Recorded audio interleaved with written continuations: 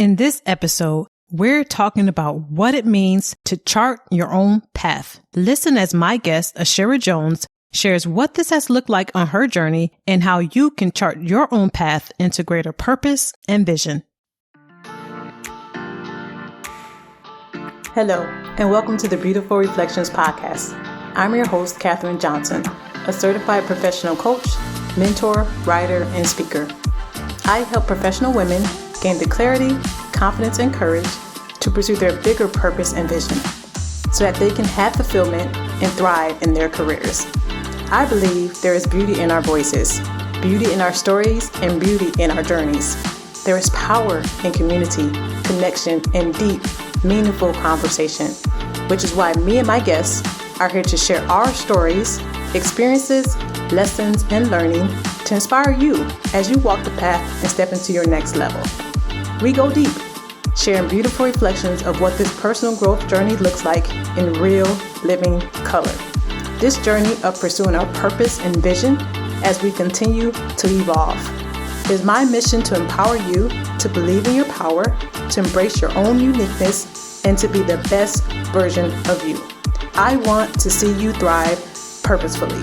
Now on to the episode for today. Hello and welcome to the Beautiful Reflections podcast. I'm your host, Katherine Johnson. Today we're talking about what it means to chart your own path. I invited my special guest, Ashira Jones, on today because I think that she embodies what it means to really chart your own path.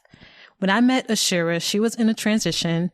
She had left her job and she took 7 months off and she was just doing her own thing and really figuring out what was in alignment with what she really wanted and what she really wanted to do. And she was fully immersed in the world of coaching. At the time, I was just very much new into coaching and what it meant. And she was such an inspiration to me. What I really like about Ashira is that she really goes after what she wants. And as you will learn on her journey, like she's had a long journey of working in different spaces, doing different things, but recognizing when it wasn't ultimately what she wanted, it wasn't in alignment with what she wanted to do, and having the bravery and the courage to move on into what feels like the next best thing. And I love that about her. And I think that we can learn so much from people like Ashira who just have that sense of, I am going to make sure that what I'm doing is in alignment with what I truly want and what I truly desire for my life. And you'll hear more about that in her story. But I brought her on because she's just inspiration. And I know that you're going to find this episode so valuable if you too are looking to step into what's next, to really figure out what your own path will look like.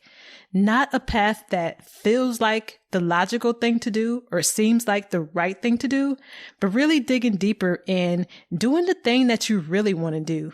Even if it feels scary, even if you don't think it's possible, even if you really don't know where to begin, but really learning how to be in alignment and listening to those nudges and that deeper desire so that you can step into what's next in your journey.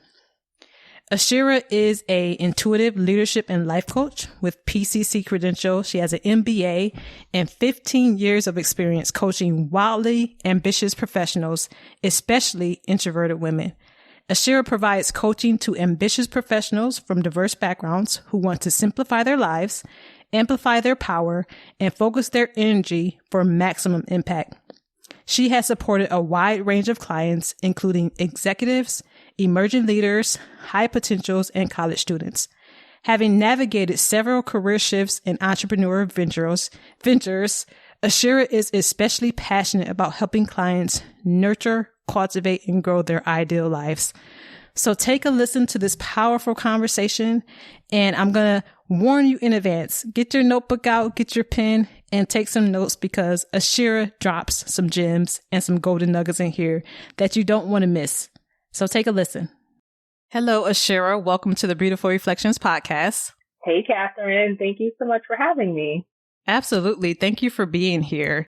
Today, we're talking about the subject of charting your own path. And I thought this was such a wonderful conversation to have, especially with you. just because I think that I remember when we first met, you were in a transition and you were telling me about the fact that you had left your job. Yep. And you were telling me how, the reason why you left was just because it really wasn't in alignment with what you wanted to do. It wasn't really a fit anymore. And I found that to be so inspiring.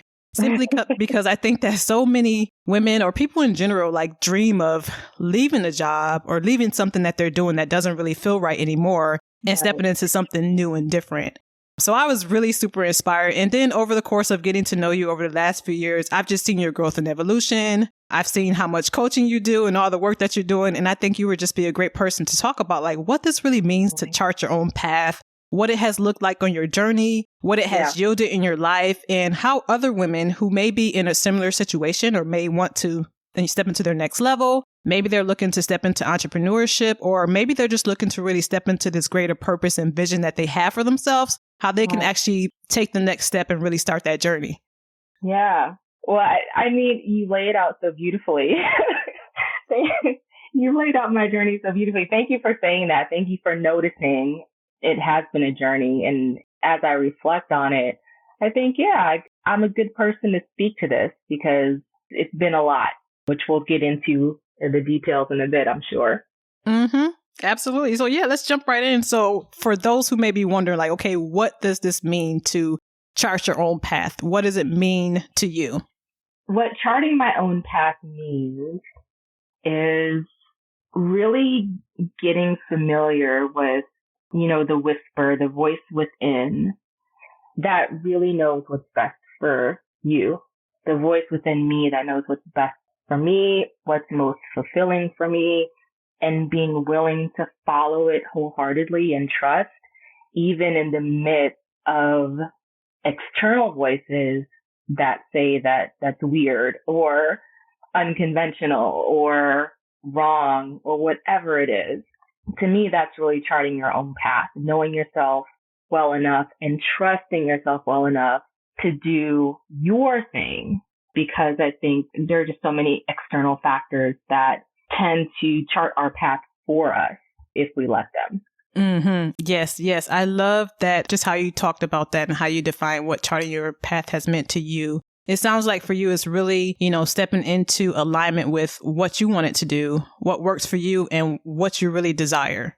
Yeah, 100%. And as I'm thinking about this, I'll start to talk to you a little bit about my journey. But, my first career was in IT. My undergraduate degree was in management information systems. And one of the reasons why I chose MIS is because, I'm going to date myself here. So I started college in 1998. This was pre-Y2K, and everyone thought that all the computers were going to explode come year 2000. And IT just felt lucrative. It felt practical. It felt like a sure bet. And that's what I wanted, right? Coming from a low income household, I wanted the sure bet. And that's one of the reasons why I decided on IT. Before IT, what I really wanted to do was double major in English and psychology. I love to write, I love to read, and I love the idea of just learning about people and understanding their motivations and just understanding everything about why people do what they do. So that's what my inner voice was telling me to do. But I went with what's the practical thing that seems a little bit more socially acceptable. Things that are socially acceptable are so for a reason. So I should probably just do that. So that's kind of what kicked off all of my career madness.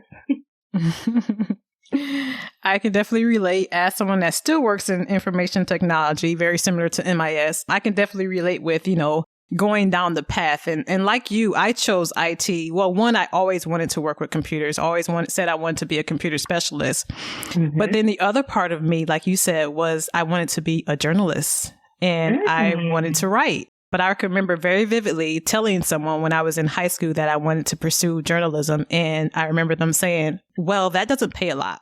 Right. So, right off the bat. Yeah. Yeah. So I, chose my other passion, which was computer information technology.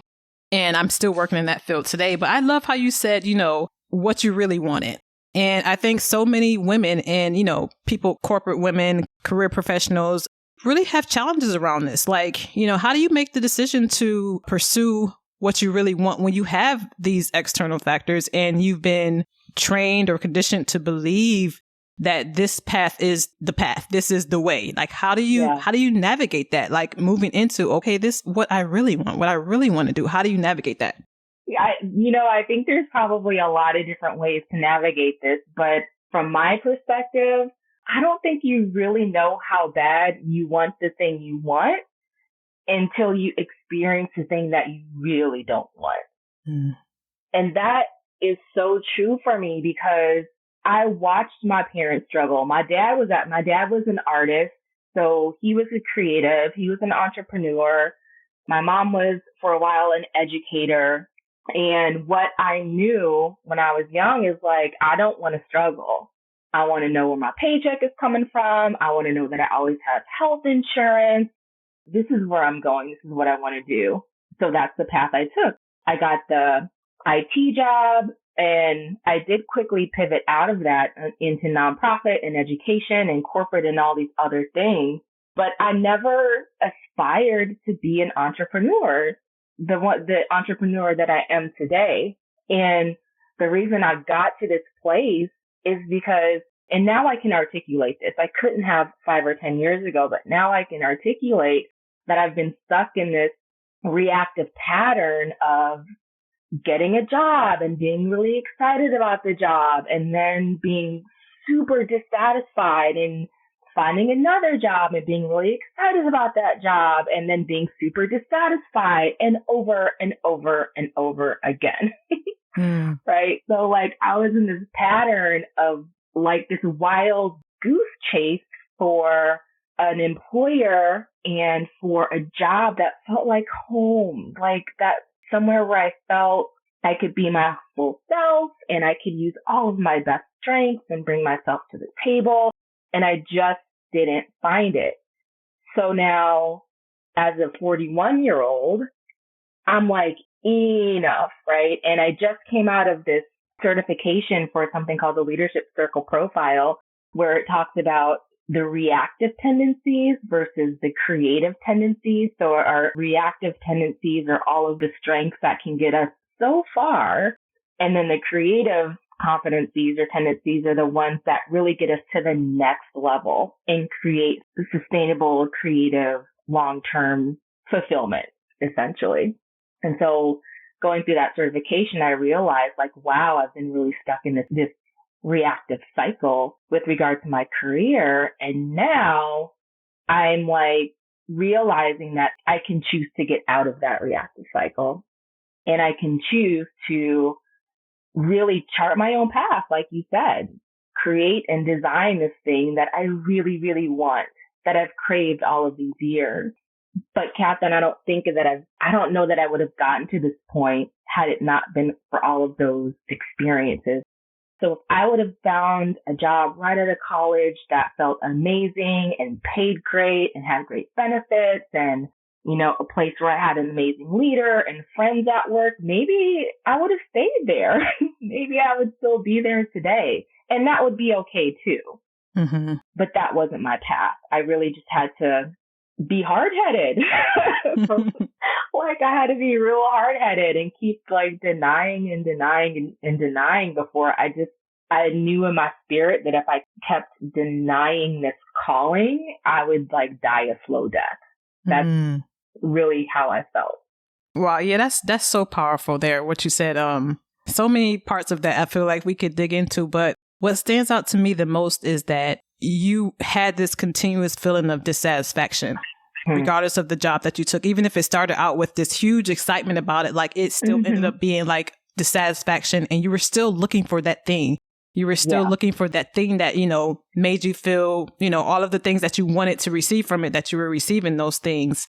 And I truly believe that, you know, in hindsight, we can look back and say, man, I wish I would have got the lesson. I wish I would have, maybe what if I would have got that perfect job? But I really believe that, our path is already kind of written and we're just walking it. And everything we learn along the way is for us to be able to take that next step or for us to be able to step into that next thing. So, maybe you had to go through all of those jobs for you to really see, what you really didn't want and for you to find what you wanted and for you to really get to that place of, recognizing that. And so I'm curious about you talked about the dissatisfaction, but, what else were you feeling like, in these jobs, or what were the signs or what was the symptoms that there was something more that you really hadn't tapped into that was available to you? And what was the thing that was really leading you and guiding you into, okay, Ashira, this isn't it. It's got to be more, looking for it or keep searching for it. Yeah. I think that as soon as I understood, there's a couple things, but once I understood that coaching was a whole thing and that I could get certified in and people can build careers around, I knew that needed to, whatever I did with my life, I needed to lead with coaching. That I quickly learned. And in all of my jobs, I wasn't really leading with coaching. So I think anytime you're doing the majority of the work that you're doing doesn't really speak to your towering strengths and things that you care about. It has to be both of those. It can't be your towering strengths that you hate. It has to be, what are my towering strengths? What's the work that I'm good at and that I care about? So that was the first thing. I wasn't leading with those things in any of my roles. The other thing that's coming up for me is to really care about the work. And I want to be careful here because every company's mission is important. And every employer that I worked with has a mission that's important and impactful. And there was just something, there was always a little bit of a disconnect between what I thought was most important and what was aligned with my values and what the company did. And I can remember before I quit the last time I quit, not this time, but the last time I quit in 2016, I believe that was the summer that Philando Castile was murdered in Minnesota.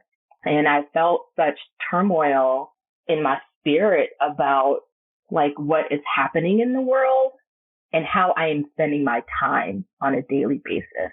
There was such a disconnect, and it doesn't mean the work that I was doing wasn't important. I felt called, that there was just something, I don't know, there's a disconnect there. It's the best that I can say. And that never left me. And especially last summer 2020, with the pandemic and the social unrest and all of the protests, it was the same thing. All these things are happening in the world, but I'm spending my day feeling like a robot. And that just really, really ate away at me too. So yeah, there was definitely a disconnect between those two things. And I think maybe the last thing I'll mention is not necessarily feeling like I had a friend at work, but feeling like I was working with a full team that really cared about me and knew me. And one thing that I know now is that I tend to show up at work with a little bit of distance. I have gotten feedback that I am hard to get to know. So that's partially my fault. But at the same time, it goes two ways. Do I want these people to know me, to really know me? And so often the answer has been no. Mm-hmm. And so that causes some disconnect and really plays into feeling like, all right, this ain't it. This is not home. So yeah. Yeah, I love all of that. That's, so deep. And I think that you said so much in there that, many women can relate with. You talked about really recognizing how you were using your strengths and if you're actually even using your strength to their fullest capacity, and recognizing if the work that you were doing was work that you really cared about. I mean, and you mentioned how like you said, yeah, of course, there's a mission out there with the company and they have objectives, but really recognizing at the core that there was still a disconnect with your values and what was important to you and how that showed up. And, I think that just the importance of looking at how you were spending your time, it sounds like you were just faced with the fact of that you really had this desire to make a greater impact and to have work that was more meaningful and to have work that was really making a difference. And you didn't really feel that, you didn't see that in what you were doing. And I could definitely relate with, being in an organization, and it sounds like you were just really wanting to be seen, and you were really wanting to bring yourself, and you were really wanting to just be Ashira. And for whatever reason, maybe that environment wasn't conducive to that. So it's important for, I think a lot of women, professional women, can definitely relate with that, working in a place where they feel like, they bring a certain persona or a certain facade or certain mask just because of the dynamics in that place. And at the end of the day, it leaves them feeling like they're not able to be their true self, like they're not able to bring their true self. And as a result, because they're not being seen, then that's really where the unfulfillment comes from. And so it sounds like you were really looking for that deeper connection in that community, and that sense of like, the people that you're working with really being able to see you fully and embrace you fully. Yeah. You said the perfect word, which is community. Like, are we in community with one another? Are we connected to one another? Do we support one another? And I want to be clear, like, I can honestly say that at most of my jobs, I walked away from those opportunities with at least one, maybe more people that I'm still friends with and love. So there's definitely individuals who I connected with that, like, I super appreciate, but that is not the same as like having a work group who you're in community with and feel connected with. And I think that, I don't know if you can relate to this, but I have a deep craving for and a fear of intimacy. So like when I say intimacy, I'm very much someone who likes deep connections with people, period. And I just told you, like, I also have some distance. Like, I think it's just, a protection mechanism or something. So those things have kind of been at odds with one another. But again, with all of my growth and my coach training and having been coached, like now I can articulate that, right? And I can tackle it differently. But yeah, I think like the community and the intimacy, and like as I'm talking through this, I'm like, maybe I'm asking for too much. There are people out there that don't value those things. Like those things are not top values for them. So they don't necessarily need that to be fulfilled in their work. I do. And so when they're missing, I feel it really deeply. And, before I quit my recent job, I was crying to one of my friends, like, why am I like this? Why am I like this? Why can't I just like sit my butt down and do the work and get the paycheck? And so many other people do. I can't, like, I physically cannot. I've tried. I can't. And here we are.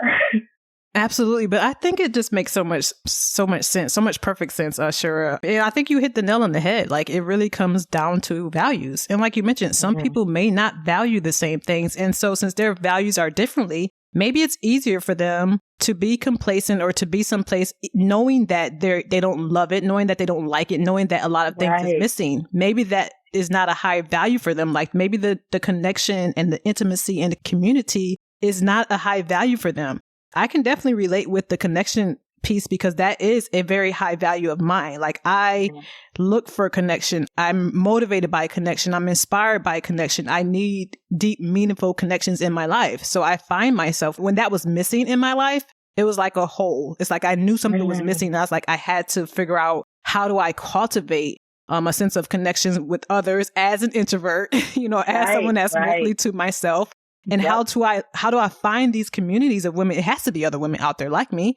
How do I find these communities of other women who are like me and who may be experiencing the similar things? And that's where it started with me as well. Like being unfulfilled in my job really started with me recognizing that there was values that I had that, I wasn't living in alignment with. Like I had a strong value for service. I wanted to do something that I felt was making a difference in other people's lives and touching people at a deeper level. And I'm sitting behind a computer for an organization And although it's impactful, it wasn't the type of impact that I wanted. So I had to find a way to channel to become in alignment with that value. And for me, that meant coaching. That meant, helping and empowering other women. So I can definitely relate with like recognizing that. And the thing is, now we can look back and we can see like it was because our values we weren't in alignment with that. But at the time, you don't know. You just know that something doesn't feel right. It's not fulfilling you. It doesn't feel good. Something is missing. Something is lacking. And you're trying to figure out what that is. And I thought it was just me. Like, I just thought, like, what is wrong with me? Like, I'm having all this anxiety. I'm just like, maybe I need to work out more. Maybe I need to take supplements. Maybe I need to meditate more. Maybe I need to be on medication. Like, whatever. And the core of my problem was that I wasn't fully honoring my values. Mm-hmm. Like, if you want to boil all of it down, that's really what the core of it is. And when I look at my situation today, so I've been a full-time coaching consultant for just over 1 month now, and I have a huge value around autonomy. And guess what? Like, I'm honoring that at a 10. Like, I get to wake up late if I want, go work out, like whatever. I get to design my days the way I want. And guess what? Like, I don't take meetings on Fridays anymore. So that's just one simple thing. Like, that makes me feel just so much more whole. And does being a full-time entrepreneur create other challenges? Absolutely. Are you kidding me? Like, totally does. But being fulfilled doesn't necessarily mean, this as a coach, but like for people out there that are, that are digging this conversation, being fulfilled doesn't necessarily mean that things are easy all of the time. It just means that you're honoring the things that are very, very most important to you. And I get to honor my autonomy, but guess what? I still have to generate income for myself. That's a challenge, but that's a challenge I'm willing to take on because I'm honoring my values in the process. Yes. And I love all of that. I just believe that it sounds like for you, like, I believe your purpose won't let you rest, right? So it's like your purpose kept knocking, and you finally answered the call. And it sounds like that answering the call started with you really, one, recognizing what was important to you, what were your values, and then deciding to align with those and being committed to having that at all regards, right? Like you talked about the autonomy, like that is important to you. So being able to create that is providing that fulfillment, even if you recognize that there's still other things that, are challenging in your life, but the autonomy is something that's important and you get to create that and set your life up for that. So I love all of this. So let's dig deep into like some of the practical steps. And I think we've actually talked about, quite a few of them, like for women who may be wondering, like, where do I begin? Like, how do I step into this? Where do I start? Like, I recognize that something's missing, or I recognize that I'm not happy in my career, or I recognize that, I have these bigger dreams. Like I always wanted to do X, Y, Z, but I find myself stuck in this thing or in this profession or in this job. So let's talk about like, how they can really begin on this path, because you've done this several times and you've made, shifts and pivots, and, you're here to tell us about it, what this has looked like. And I think, it's so courageous of you, and it's such a bold move because like I said earlier, so many people dream of just doing what they want. And like you said, although there's challenges along the way and it's not always going to be, rosy, but you're so committed to those values and what you want that you're willing to figure it out and willing to take the risk and willing to just try. And I think that's just, that's so commendable, and it's so inspiring to me, as someone that's, still an employee and still working to build my business and side hustle and turn that into something full time. So let's dig a little deeper into that, like, where women can really begin and get started with this. Like if they're feeling really digging what you're talking about, really feeling like, yeah, that's me. I need some help. Like, where do I start with it? Yeah. I'll take a step back. And the first step I would offer is just like pause. Just literally stop what you are doing and reflect on your life. Like, how did you get here? Did you get to where you are today because you cultivated it, because you designed it?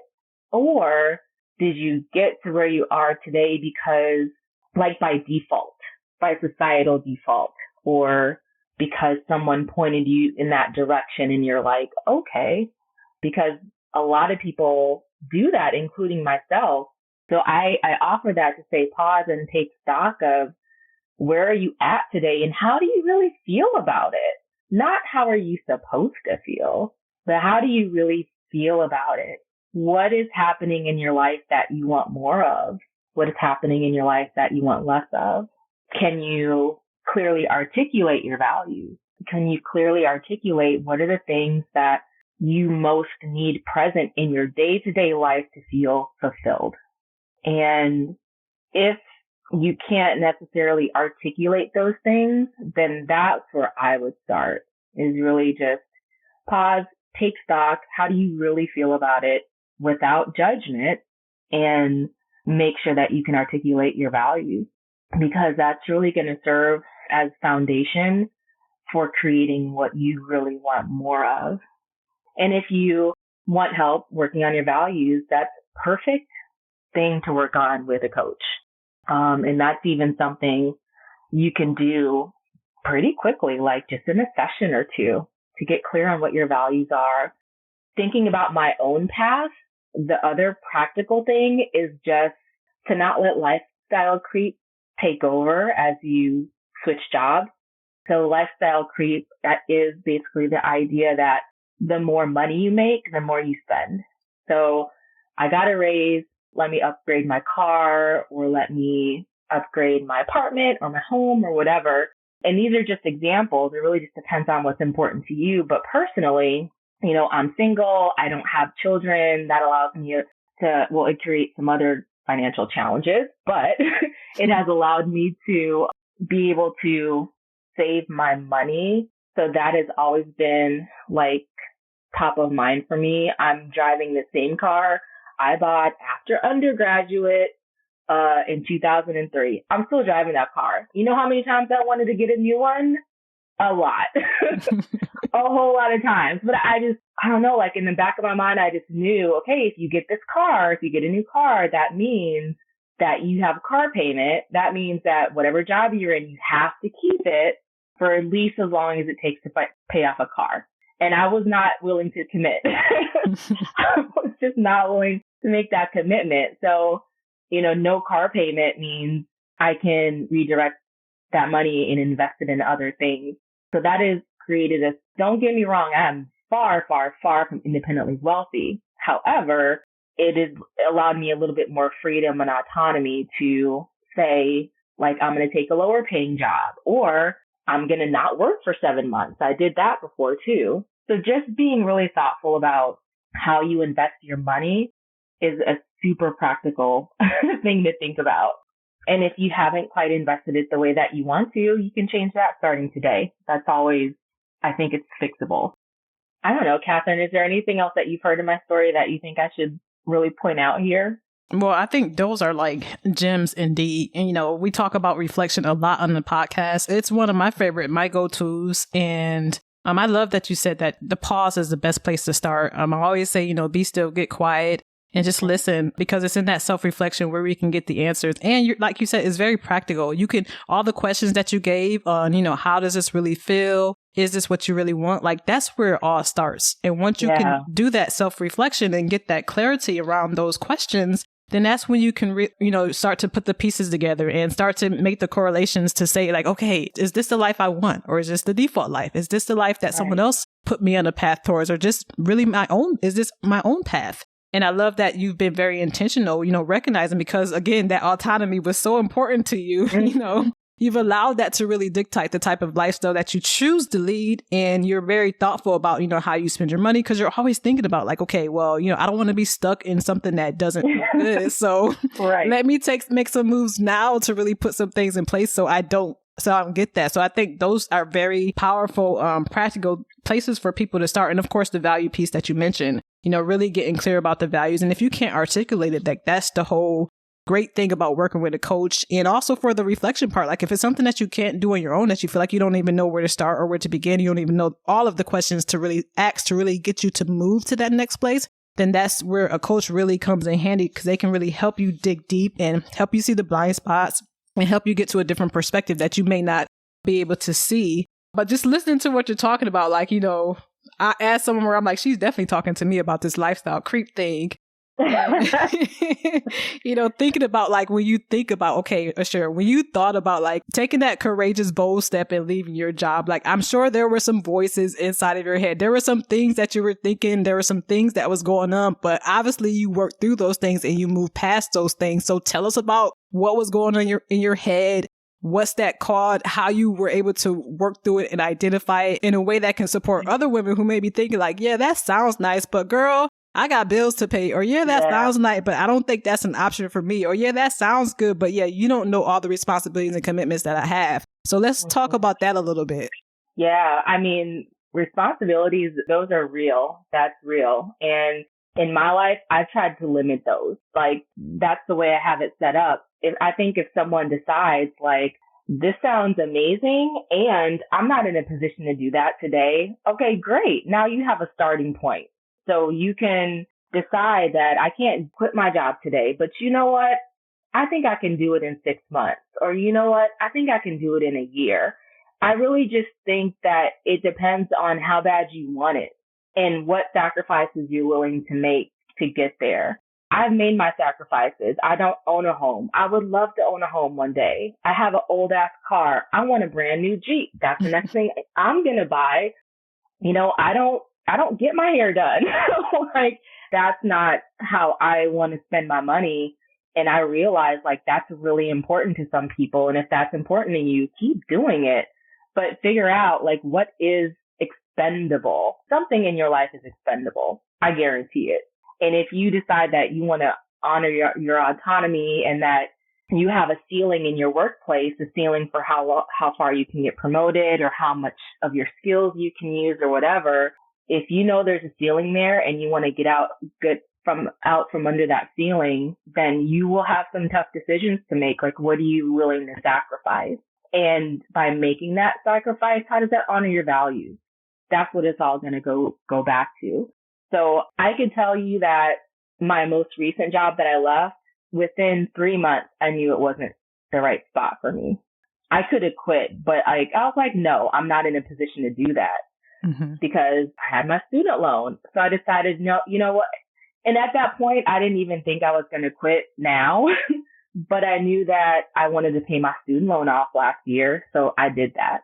So between 2019 and the end of 2020, I paid off my student loan. And I'm like, all right, now I have one less financial obligation to help me, create the thing that I really want to create. So I would just get clear on like, how bad do you want it? Because I don't think people should feel obligated, like, to quit their jobs and become an entrepreneur. Some people have a good thing and the benefits of staying outweigh quitting. Like that, I wish I could say that.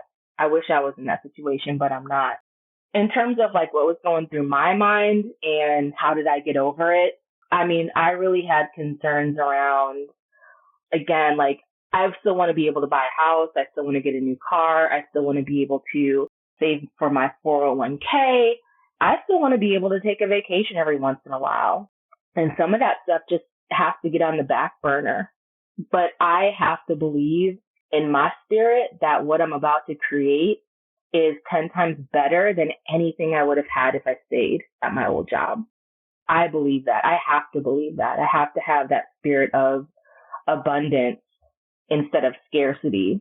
And if you're planning on, becoming a full-time entrepreneur, you have to embrace that spirit of abundance if you're going to be successful. That's what I think. So I'm really leaning into that. I'm leaning into being courageous and trying to share more of myself and my journey and my story with you and with others so that they can see what's possible. I try to walk my talk, but everything is possible with the right perspective. So again, going back to anyone listening to this, feeling like they want to do it, but they just can't quite see how to get there.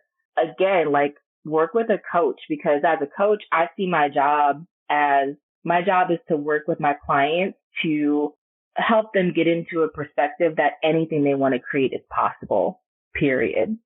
That's what I do. So if what you want to create is a promotion and a raise, then let's work on curating that perspective. If what you want to create is a business, let's work on curating that perspective. So if you can't quite see it for yourself, let someone help you get there. You don't have to hold that big vision for yourself exclusively. Let someone help you and support you along that way, because you're going to need it. We all need it. We all need that extra boost of support. When we get frustrated, when we get tired, we lose our creativity. And sometimes when we get frustrated and tired, we start to get back into scarcity instead of abundance. And so before I quit my job, I was like, in my mind, I was like 85% there. And I was like, I need to talk to my coach because she's going to help me get that other 15%. So I talked to my coach like on a Tuesday, and I put in my notice like on a Thursday. And so just don't do it alone. Don't feel like you need to do it alone, and make sure you have people in your corner that can help you be successful. Yes, yes, yes. I love that you talked about the value and the importance of support and getting help. I know sometimes we think that we have to figure this thing out all by ourselves, but we don't have to do that. And there's so much of value in support and community. And because this is mindset work, this is mindset work that, it's a total uprooting of, what you may be accustomed to believe or what you may have been taught to believe. And it requires a shift in perspective. It's going to require you to think differently. It's going to require that you dream bigger and think bigger. And you need someone that can stand in that gap and support you and be your cheerleader as you work to get there. I learned that entrepreneurship, it's a mind game, really. And the more you step into it, the more you're learning about yourself and the more you're uncovering and digging deeper into who you are. And you're facing all those things that come up with the mindset and the beliefs and all those fears and things like that. Yes. So you're definitely going to need help and support in navigating those things because it's going to be new and it's going to be unfamiliar. It's going to be things that are just new and unfamiliar because you haven't had to navigate those things or you haven't had those same challenges as an employee or, in your profession or in your job. So yeah, it's important to seek help and support. And if you know that without a shadow of a doubt, you want something more, you want something greater, you've been thinking about it, been dreaming about doing that other thing for a long time, it's available to you and it's possible for you. So I love that you talked a little bit about your work and, the work that you do in supporting and coaching women. And I'm not sure, do you coach men as well?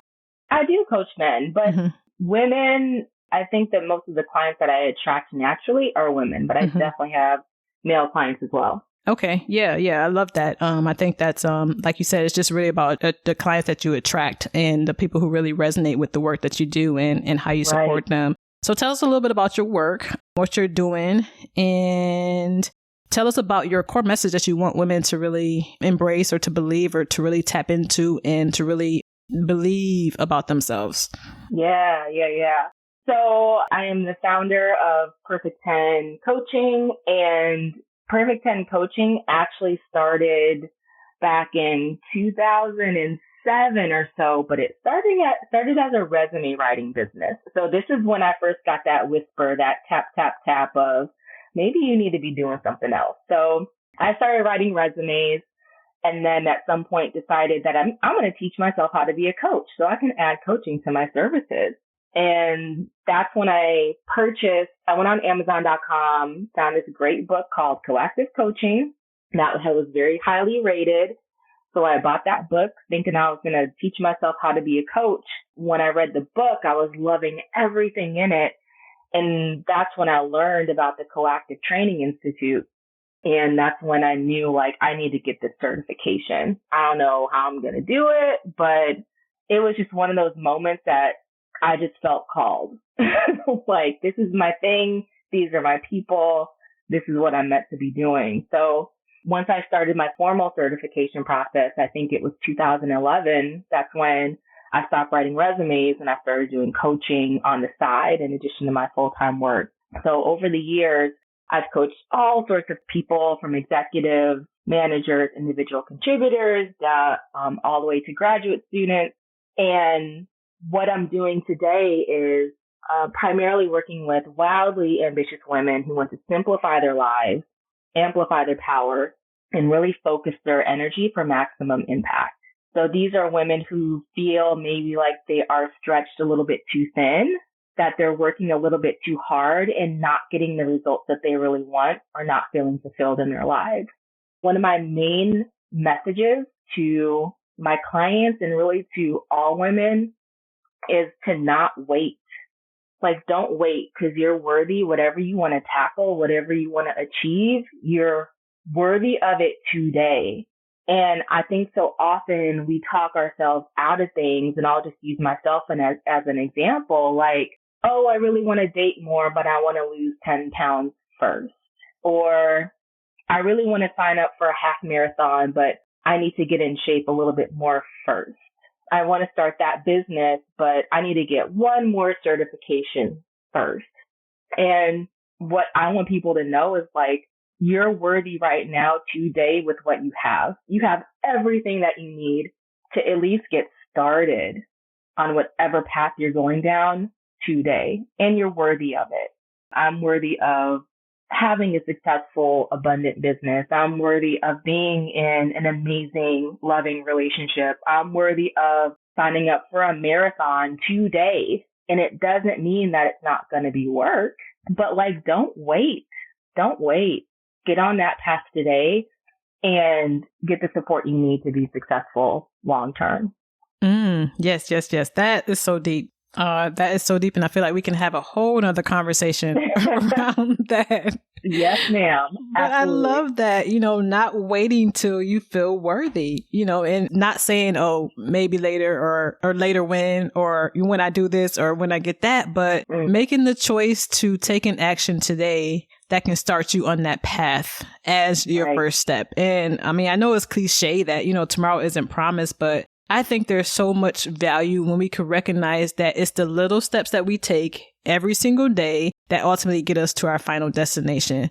Like, we're not just going to take this huge jump in one day and get there. Like, it's the progress, it's the journey, it's over time. And it just starts with a choice, a commitment to do something about that today and start where you are. Every little bit counts. It's just a matter of making that decision and sticking with it and recognizing that what you want to have in your life. And you talked a little bit about this, about recognizing that those desires and those nudges, listening to them and honoring them and okay, this has to mean something. I feel like oftentimes we get these inclinations and we get these, something is amiss, but we kind of just ignore it, and we just kind of think, like you said earlier, we think that, oh, am I asking for too much? Or should I just be satisfied with this? Or, am I crazy to even want something different? Or is that even possible for me? Or can I actually do that? Those are the thoughts that come to mind. But you talked a lot about just the value in, allowing yourself to recognize what it is that you really want and how you're feeling with everything, and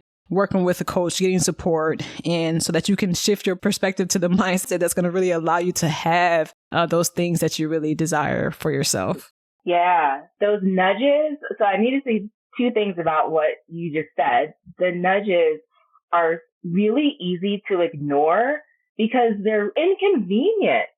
They really are. It's like, if I get a nudge that I should be an English major and not MIS, what? You want me to change my major and have to go get a PhD to make any money? That's not convenient. So it's really easy to ignore the nudge. It's not convenient to become an entrepreneur. It's just not. But I promise you that if you ignore the nudge for too long, it's going to show up in all the worst ways. It won't leave you alone. And it's really up to us as individuals to decide at what point we're going to go ahead and honor it. The other thing I want to mention is, what you mentioned this earlier, mindset.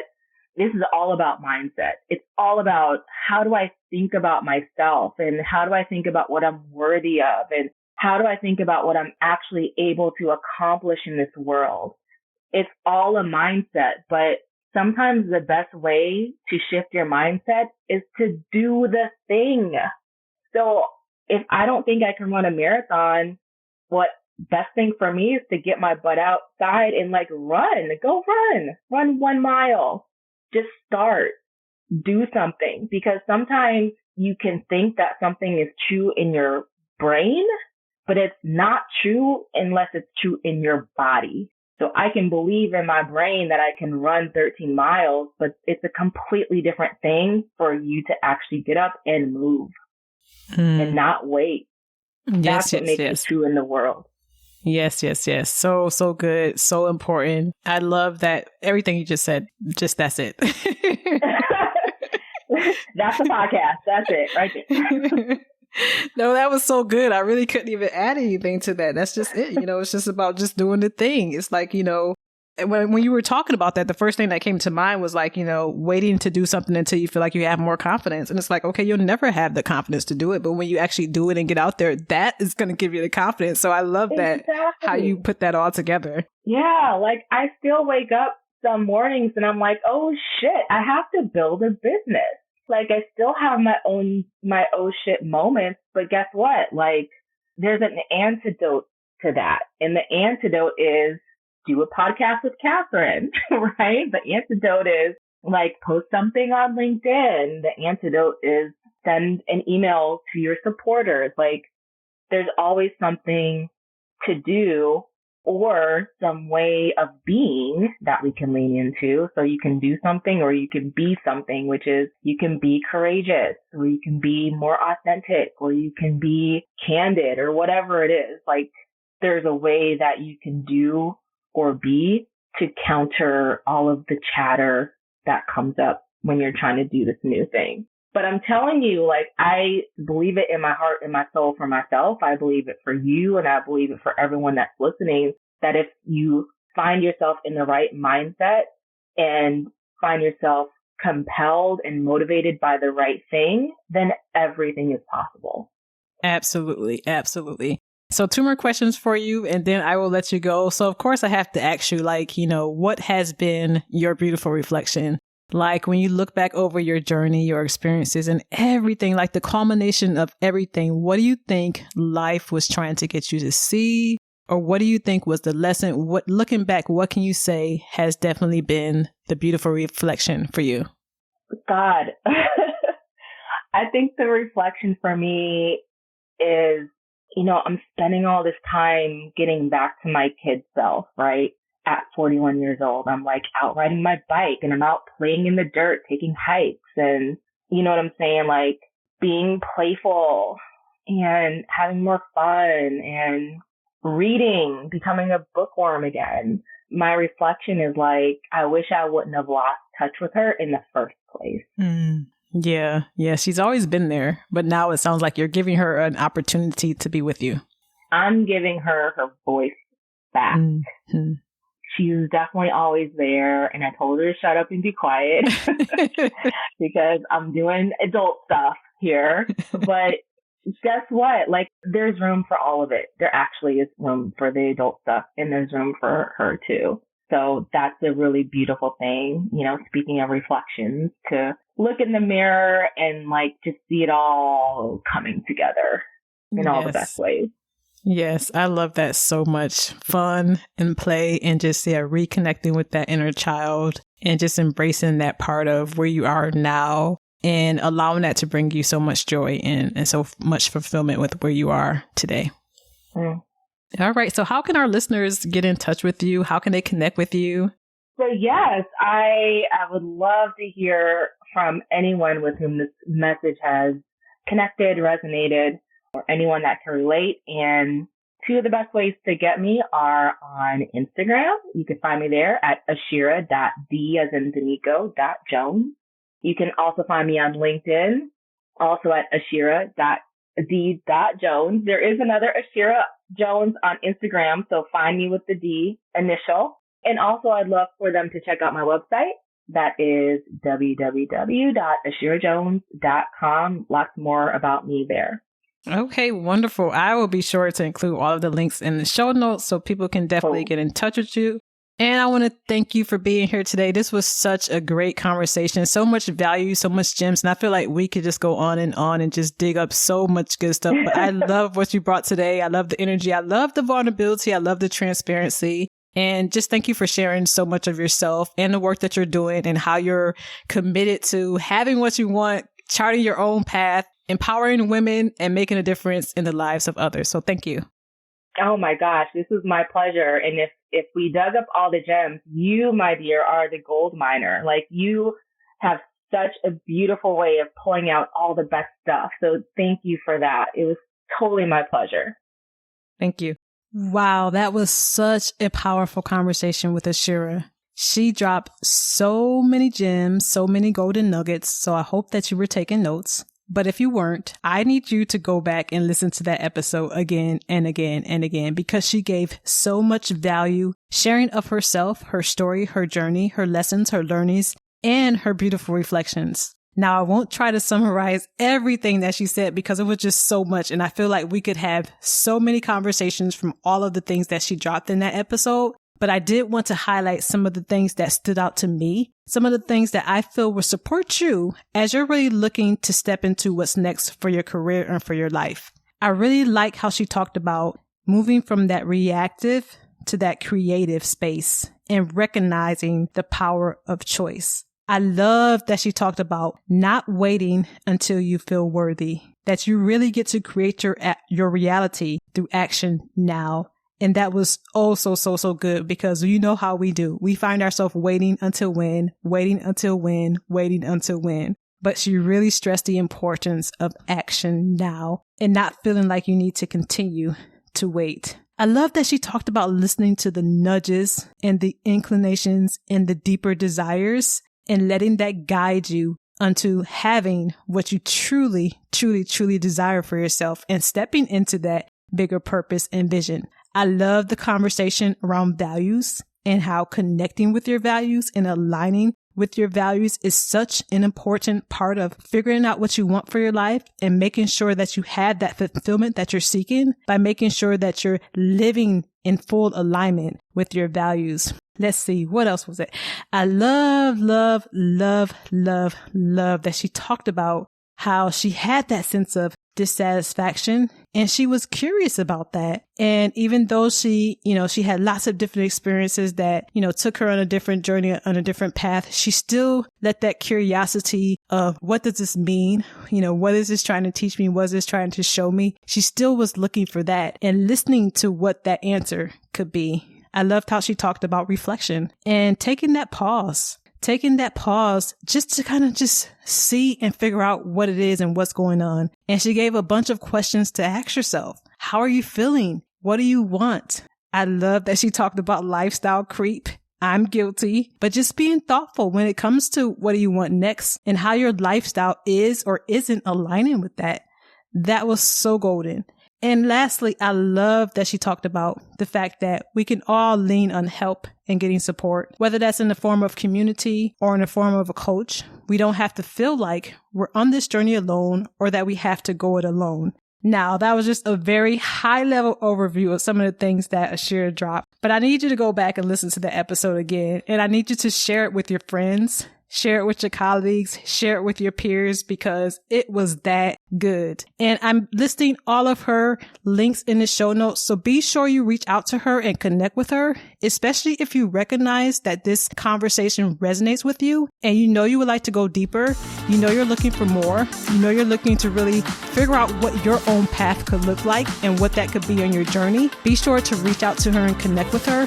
I'm sure she would love to support you on your journey. Until next time.